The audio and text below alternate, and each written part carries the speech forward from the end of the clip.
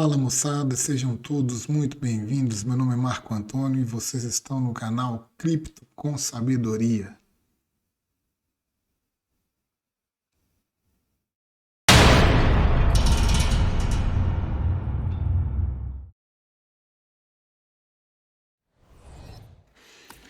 Muito bem-vindos. Vamos a mais um vídeo no canal.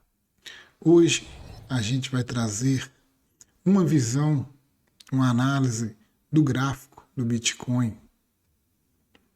Mais uma análise que eu quero compartilhar com vocês, uma coisa bem interessante. Esse gráfico, nessa análise que a gente vai utilizar hoje, ele tem um indicador chamado Pi Cycle.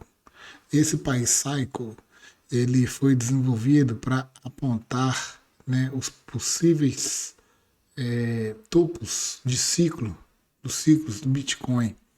Só que esse que eu pesquisei, ele também, né, aponta aqui os possíveis fundos. Bem interessante. O que a gente observa nessa análise que o Pi Cycle mostra para a gente aqui? Que nós tivemos o primeiro halving em 28 de novembro de 2012. O que é o halving do Bitcoin? O halving do Bitcoin é um processo que ocorre dentro do software do Bitcoin, aonde os mineradores, que são os responsáveis por confirmar e realizar, né, a confirmação das transações que vai de um ente a outro ente, esses mineradores são os validadores e que sustentam e mantêm a rede do Bitcoin em funcionamento. Diante disso, para eles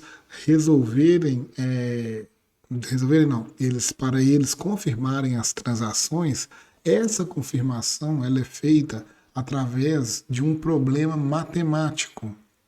E é um problema matemático altamente complexo. Para a solução desse problema matemático, eles utilizam equipamentos específicos, placas de vídeo dedicadas a solucionar esses problemas matemáticos, e até mesmo estão sendo lançados alguns chips novos que são exclusivos para essa função do Bitcoin. E esses mineradores, como eles disponibilizam a força computacional e o tempo e a energia elétrica gasta neste processo, eles recebem as recompensas por disponibilizarem essa força computacional e por manterem a rede rodando e serem os validadores dessa rede. Então eles recebem as recompensas. E no início do Bitcoin, logo quando ele foi criado, a recompensa era que a cada bloco, né, minerado, os mineradores ganhavam 50 bitcoins de recompensa. Aqui em novembro de 2012 aconteceu o primeiro halving. O que é o halving? Né? Vem do inglês aí, metade. Né? Corta pela metade as recompensas distribuídas aos mineradores.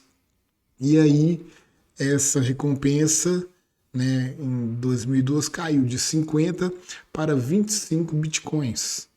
E aconteceu o segundo halving 4 anos mais tarde, em julho de 2016, a recompensa passou de 25 para 12,5 bitcoins.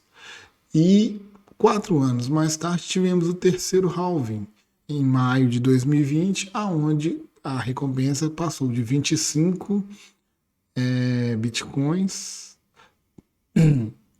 para 12,5 bitcoins. E em breve, em 2024, quando acontecer o quarto halving, a recompensa passará de 12,5 bitcoins para 6,25 bitcoins. Então, cada vez que passa, a cada halving, essas recompensas vão sendo cortadas, né, pela metade. E quando ocorre este halving, o que a gente observa?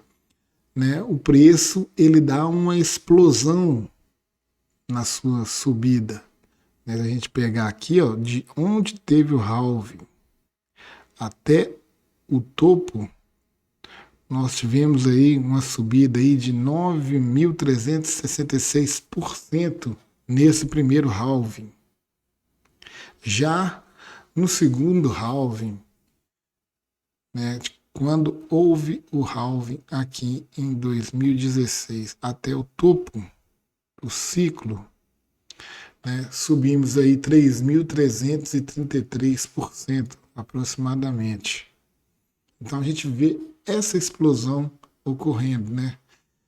E nós temos o seguinte que a gente observa, que de quando ocorre o halving até o topo, aqui neste primeiro halving, quando tivemos o halving e quando tivemos o topo final do ciclo, né, levou aí aproximadamente 396 dias, aproximadamente, né, nesse primeiro ciclo aí. Após, né, nesse primeiro halving, após o segundo halving, nós tivemos aqui aproximadamente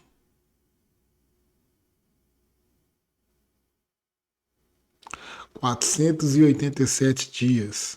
Então a gente vê um período maior, né, se estendendo após os halvings.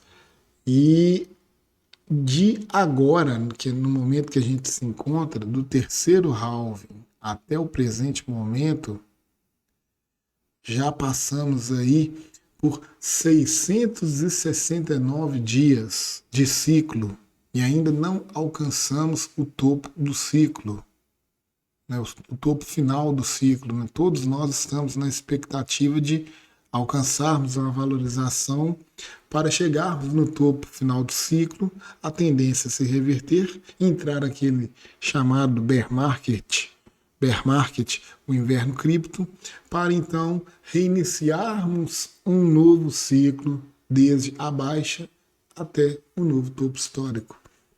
Então, esses ciclos do Bitcoin, eles estão se estendendo no tempo. E isso é chamada a teoria de ciclo estendido. O que acontece? Que com o passar do tempo, cada vez mais teremos uma distância maior entre o halving do Bitcoin e o topo do ciclo. E além de haver este espaçamento maior, nós temos também a questão da valorização ser cada vez menor. Aonde a gente viu, né? No primeiro ciclo nós tínhamos aproximadamente do halving até o topo 9.000% aproximadamente. Já no segundo halving, do halving ao topo foi 3.300, ou seja, foi quase 3 vezes menos ao ciclo do primeiro halving. E agora a expectativa é que a gente alcance um patamar de valorização um pouco menor do que esse do segundo ciclo. E uma característica que a gente observa que pode ser, né, a explicação desse aumento do ciclo, né, o chamado ciclo estendido ou superciclo, é a entrada de investidores institucionais, aonde estes investidores eles trabalham com uma visão de valorização a longo prazo. E no início não tinha esses institucionais. E aí ocorreu essa alta explosiva. Né? A gente observou aqui que tivemos essa alta explosiva e depois a gente vem com a entrada desses institucionais. Então, diante disso, desse ciclo estendido de entrada de institucionais, a gente tem que fazer aquilo que a gente vem batendo na tecla aqui no canal. De desenvolvermos em nós paciência, sabedoria, né? Tendo esses conhecimentos, né? Estudando, avaliando, para a gente poder tomar as melhores decisões e desenvolver com isso uma visão de investidor profissional, um investidor de longo prazo. Quando a gente chegar lá na frente, lá no futuro e olharmos para trás, vermos esse gráfico aqui, é o gráfico mensal que a gente está mostrando, essas quedas momentâneas, essas grandes quedas, essa volatilidade, ela não passa de ruído. E lá na frente você olha, nossa, como é que a gente desesperou naquele momento e tal. Não, devia ter aproveitado, era para ter comprado mais nessa queda. Então a gente está trazendo esses conhecimentos, essas falas para vocês, esses indicadores, para que a gente desenvolva em nós a sabedoria, a paciência, a tranquilidade, a visão de longo prazo do mercado, para não darmos o nosso suado dinheiro de mãos beijadas para outros, para grandes institucionais, para as chamadas baleias, que são grandes possuidores de Bitcoin e aproveitam o movimento, essas quedas, né, vendem nas altas e compram nas baixas. Então nós temos que agir como essas baleias, como estes institucionais, comprar, né, quando o ativo cai e vendermos na subida desse ativo e termos a tranquilidade. A gente sabe que é difícil ter o sangue frio, né, ter o racional no comando da situação. Por isso que nós resolvemos, né, criar este canal chamado Cripto com Sabedoria, para a gente trazer ensinamentos filosóficos que vão nos auxiliar nesse processo da gente tomar as melhores decisões, ter a calma, ter os pés no chão. E diante disso, né, a gente vai olhar para trás e ver, né, como se a gente desse uma olhada por cima da floresta, subisse no mirante bem alto e olhasse a floresta por cima e visse, né, todo aquele caminho que nós percorremos até chegar no estágio que estaremos.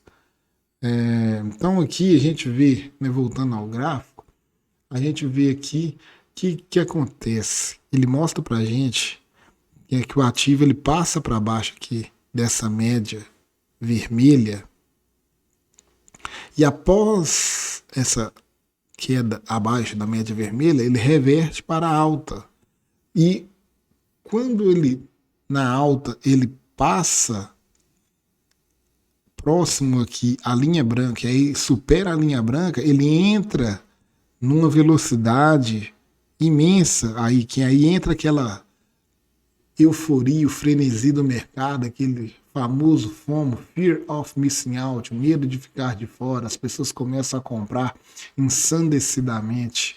E aí vai entrar lá naquela faixa vermelhinha daquele outro indicador que nós mostramos, o Bitcoin Growth Logarithmic Curves and Zones.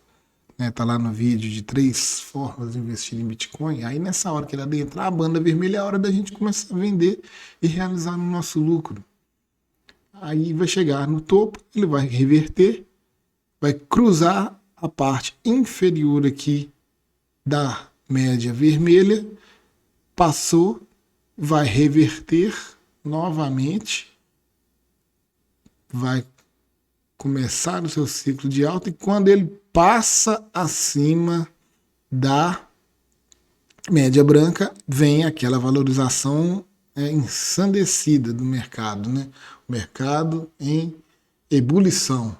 Novamente chegamos no topo do mercado, revertemos, passamos novamente abaixo da média vermelha, abaixo da média vermelha ele faz o fundo, revertemos e aí vamos valorizando. Aqui passa para cima da linha branca, só que aqui ele não deu sequência. Foi interrompido o ciclo da valorização. Então ele começou a andar lateral, aquele caixote, aquela lateralidade que a gente está falando, que a gente está vindo dentro dela desde março, abril de 2021 até agora. Então estamos um ano já com o Bitcoin andando em lateralidade, né? Andando lateral.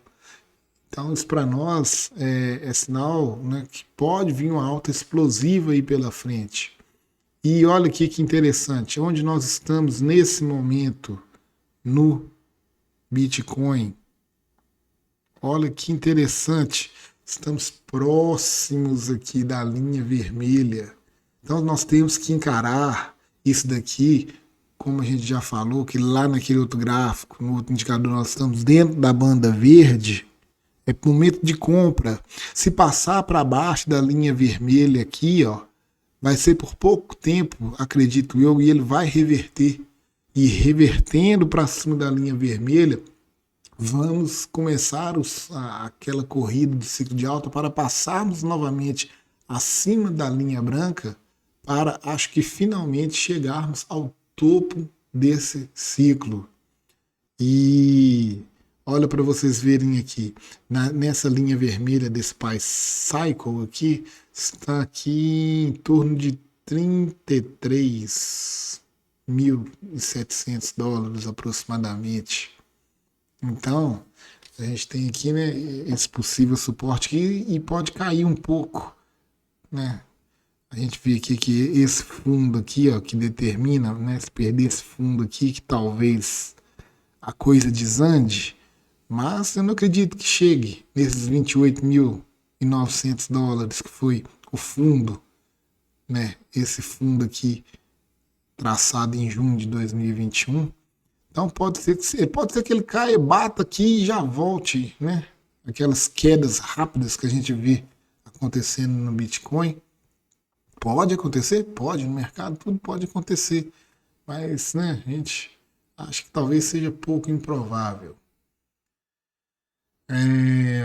Aí depois, se acontecer dele vazar para baixo, ele vai voltar para cima. E voltando para aquela alta imensa, aquela corrida frenética, olha para vocês verem aonde nós temos a média branca neste momento. Ela está em 92.245 dólares aproximadamente.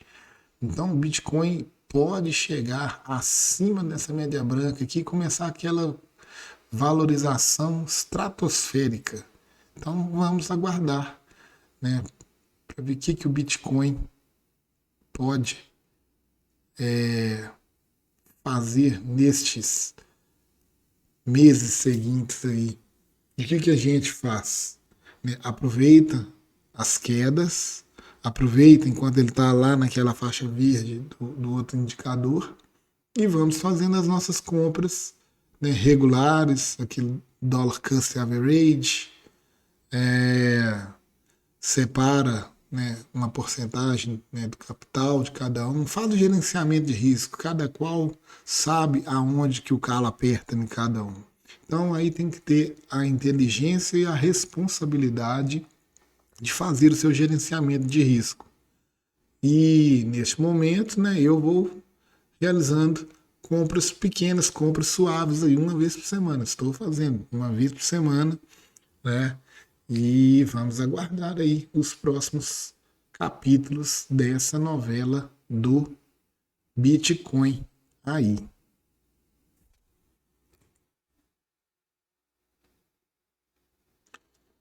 Passando para o estudo da filosofia, o estudo filosófico do dia, Epiteto, em seus discursos, diz para nós o seguinte: o que é má sorte? Opinião. O que são conflito, briga, acusação, irreverência e frivolidade? São opiniões.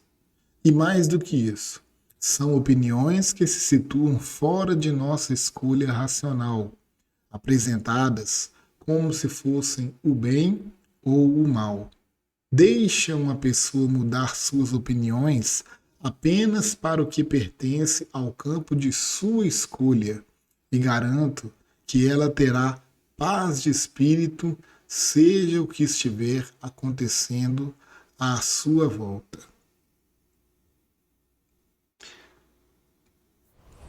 Então, a gente vê aí que Epiteto ele compara, né, a má sorte, né, os maus acontecimentos de nossa vida, né, os infortúnios, né, além dos infortúnios, os conflitos, briga, acusação, irreverência, frivolidade, várias coisas negativas, tudo ligado à opinião.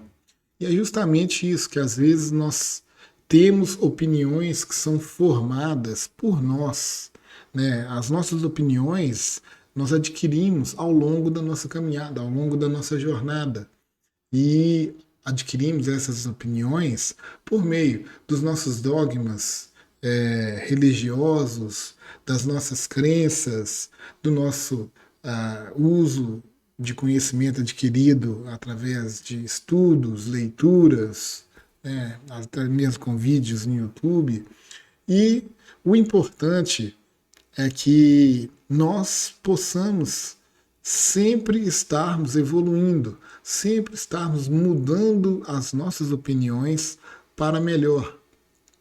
Como dizia Raul Seixas, né, que a gente possa ser aquela metamorfose ambulante, né, do que ter aquela velha opinião formada sobre tudo, ou seja, acharmos que somos os detentores únicos e exclusivos de toda a verdade, todo conhecimento, toda a sabedoria e não mudarmos a nossa forma de pensar. E a cada vez que a gente aprofunda na leitura, aprofunda no conhecimento, a gente vê, igual o grande Sócrates dizia, né? Só sei que nada sei. E esses conhecimentos que a gente vai angariando vai modificando a nossa mente, a nossa forma de pensar, o nosso ângulo de visão. E aí Epiteto diz para nós que para não deixarmos a nossa opinião, seja ela, né, como for apresentada, a nossa opinião e as de outros apresentada para nós. Como eu mostrei para vocês e dei a minha opinião diante da minha leitura na análise gráfica, diante da minha interpretação do que eu vi de um indicador. Aí essa opinião expressada por mim, seja ela para o bem ou para o mal, vai de acordo com o que você vai filtrar, vai pensar, vai raciocinar, e você não vai deixar se influenciar por essa opinião. Você mesmo que vai estudar, verificar, fazer a sua análise e ver se a sua análise vai de encontro ou não com a minha opinião. E nós devemos deixar as pessoas mudar as suas opiniões, né? Pois isso está dentro do âmbito da escolha de cada um de nós. Nós não, em hipótese alguma, temos o poder de mudar a opinião alheia. Qual que é o grande problema que a gente tem no Brasil hoje? É essa maldita polarização que nós temos. Tudo está polarizado. Todos os discursos polarizados. E aí fica um lado tentando convencer o outro lado que ele é o correto, ele tem a visão correta, o daqui não, o daqui fala que é ele que tem a melhor interpretação, a melhor solução. E o que acontece? Não se chega num denominador comum e o país todo acaba perdendo, pois vira uma discussão burra, uma discussão rasa, uma discussão vazia, e todos nós saímos prejudicados e perdemos com isso.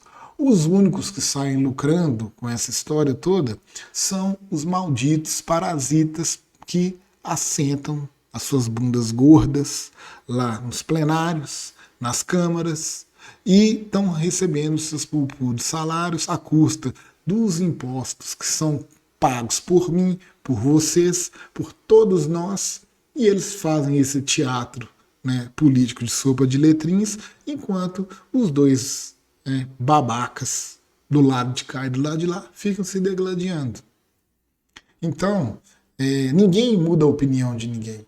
É discussão rasa e vazia, perda de tempo. É aquela fala, né? Todos nós queremos um mundo melhor. Todos nós queremos pessoas melhores.